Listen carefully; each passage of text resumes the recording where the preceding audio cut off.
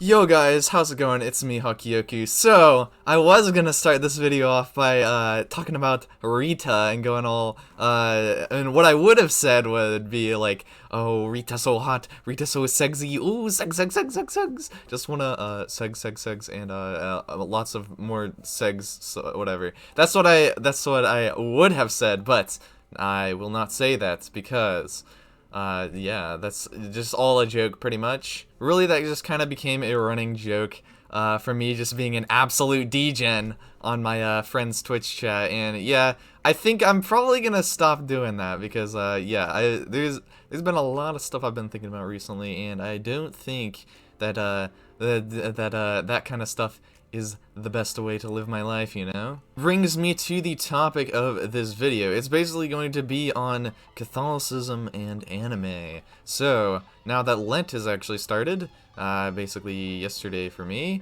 well, today's video, we're gonna be talking about the things that most people don't even think about with animus and Catholicism or like Christianity or whatever. Really, I just wanted to give like kind of my experience with I guess how I've been living my life for like the longest time.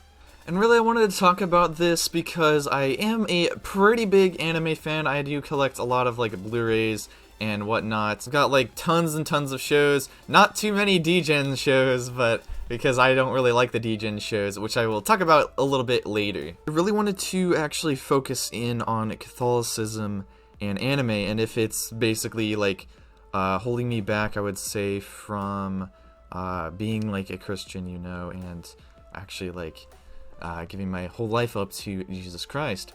And well, the answer to that is yes, it definitely is holding me back, and I know that it's holding me back, and it's a constant struggle, you know. Especially because like it's literally like been 4 years. I think since yeah, it's been like 4 or 5 years since I actually like started watching anime, and becoming the degenerate that is before you today.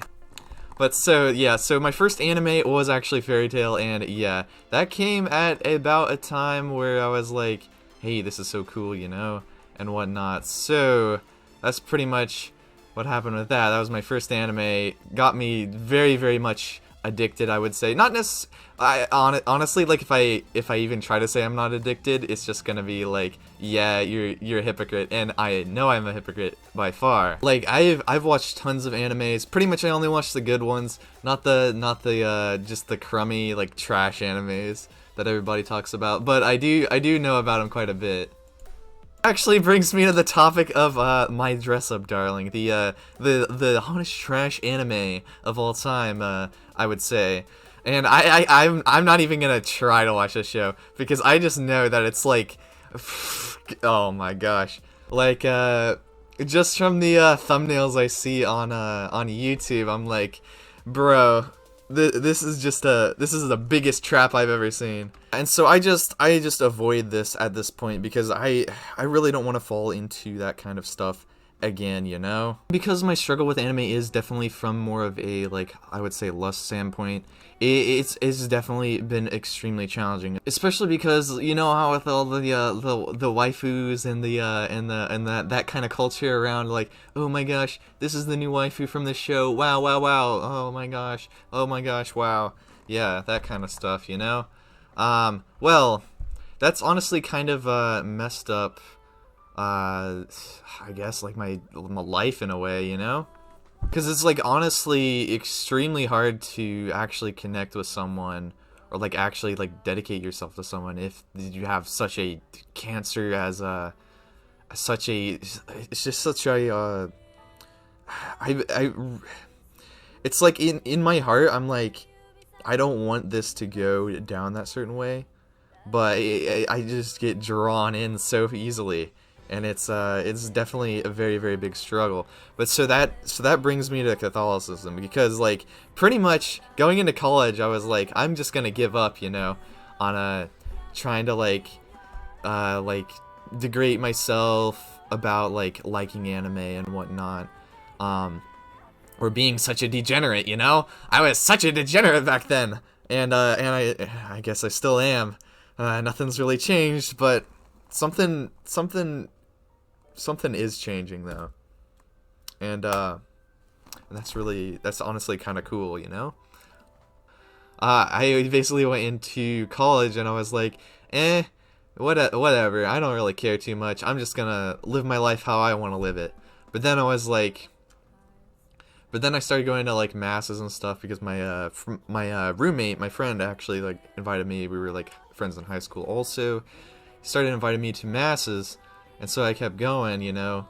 And then I honestly just started to open up a whole lot more than I ever had before, and actually really like understand that like I was in a bad spot and I actually needed to change. So it's been a rough journey, and I'll talk about some more of this later, but it's honestly been a struggle because it's like as soon as I like find my like groove of like, yeah, like everything's different now, everything's gonna change, it's like there's just one day or like something happens and then it's like I'm just straight back into that, and it's really tough. And so that brings me to my next topic, the 7 deadly sins. And I'm not talking about the anime, actually, but I just thought it would be funny to put this 7 deadly sins anime thing right here, because this is another show I haven't even watched yet, and I probably won't watch it because I probably just won't like it entirely. It might be okay, but nah, I think I'll pass. The themes of the show, like, actually centered around the 7 deadly sins. That would actually be incredibly interesting, and that's probably part of the reason why I like ReZero so much, is because it actually focuses around the 7 deadly sins pretty much, and you really get like a sense of what they actually are and their personifications, I guess. But so yeah, if you don't know what the 7 deadly sins are, yes, pride, greed, lust, envy, gluttony, wrath, and sloth. And honestly, if you struggle with one of these, you probably struggle with every single one of them. Like, I know I can definitely say that probably the one that actually brought me into each of the 7 deadly sins pretty much, because they each lead to each other.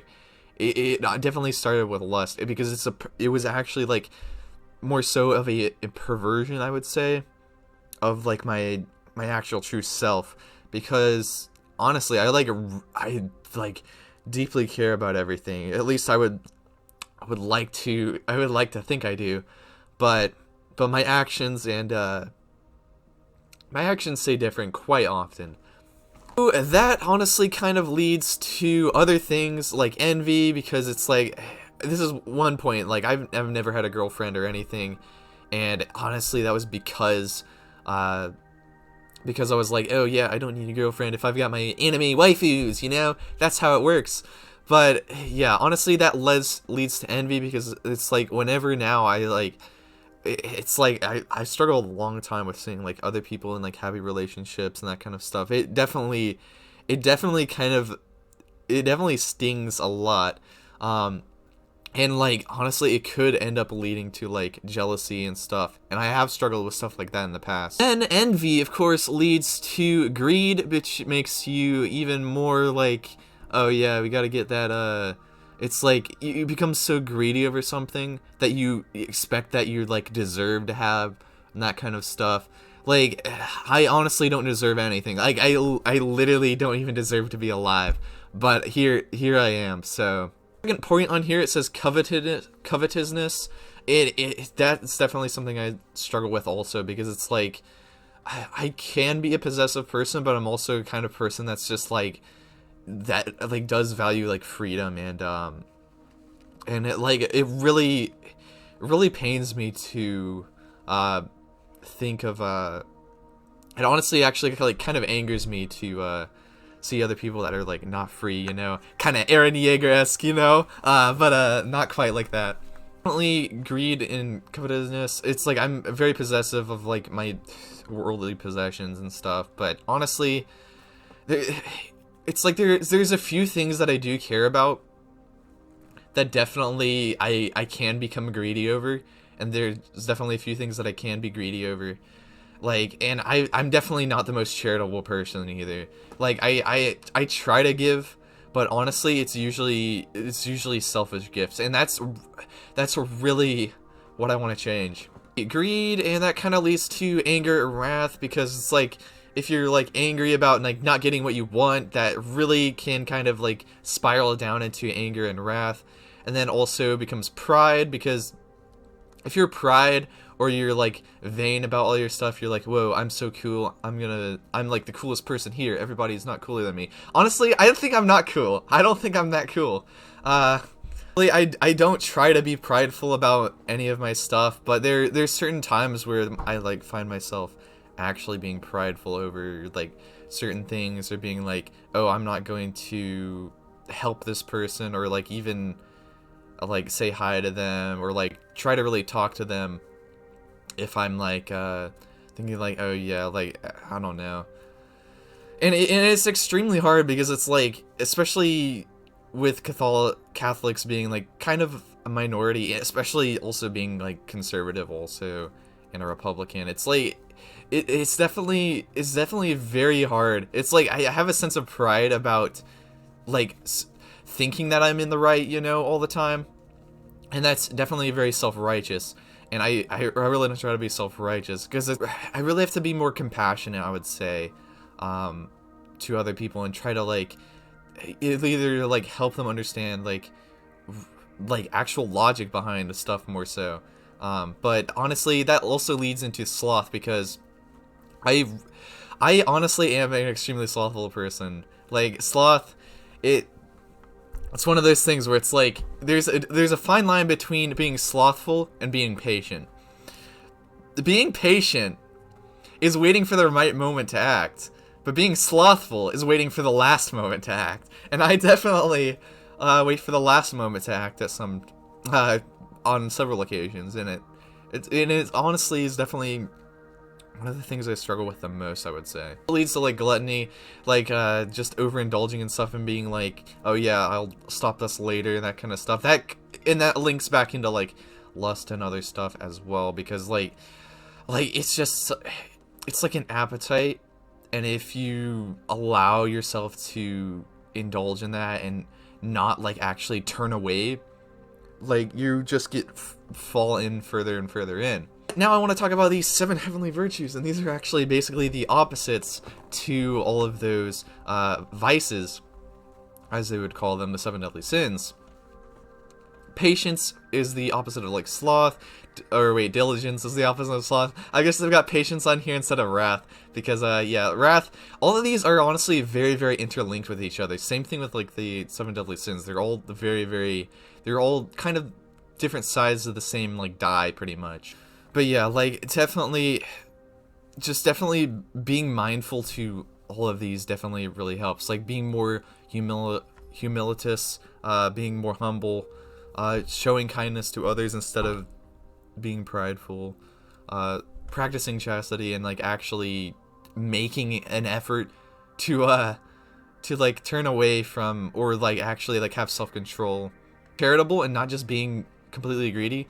Like, and it's also important to be thankful for what you actually do have, because it's like, honestly, like with my main YouTube channel, I've got like 10,000 subscribers on there, and like I never thought I would be at that point, but once like like stuff slows down, you know, and you're not getting as many subscribers, you're not making as much money, it's very, very important to have a heart that's like appreciative of like what has happened in the past, even if it's not like continued through the future, because it's like even if there's like even one moment in my life that even if there would be like a one day where I would be like I don't know, like just like saved, and I knew that, you know, even if like I did fall back into stuff later on, I'm still incredibly thankful for those few days that were like actually good.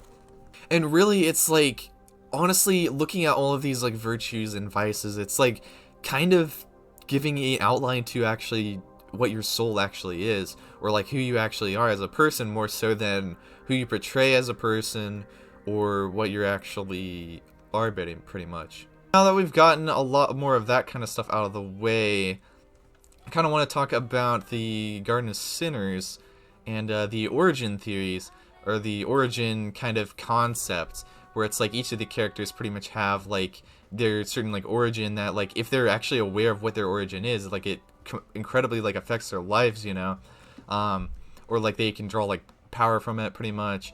It's honestly a very cool concept. This is a very, very good and well thought out series. So in terms of the origin, like, I was actually thinking about this a lot. Like, what actually could my own origin be? Which, honestly, I would consider the origin to be more of a actual, like, who are you in your entirety, more so. Well, not necessarily in your entirety, but like, what is the core thing about you? And honestly, I don't even know. Like, I've honestly kind of thought of it for a long time, and initially, and I think this is probably the best thing to subscribe to describe me, at least in how I perceive myself, as duality, because it's like I think one thing and then I do another, and it really becomes quite a struggle. It becomes like kind of like a cycle, you know, of where it's like, yeah, you might be good right now, but hey, a few weeks from now, you're gonna be right back where you were, even worse than before. Or maybe not even worse. Maybe it's just like something different is even worse. I kind of just wanted to talk about that a bit right here. To end this off, I just wanted to let you know that I really do care about a lot of stuff. I'm just as broken, and really I kind of wanted to make this video because I just felt led to do it, I would say. And but there's also there's very many reasons. Some of them are selfish, some of them are not. But honestly, just behind everything, there's just a hope and love for Jesus, and really a love that I haven't even fully realized yet. But anyway, it's been me, Hokkyoku. I guess I'll see you guys in the next one. Farewell.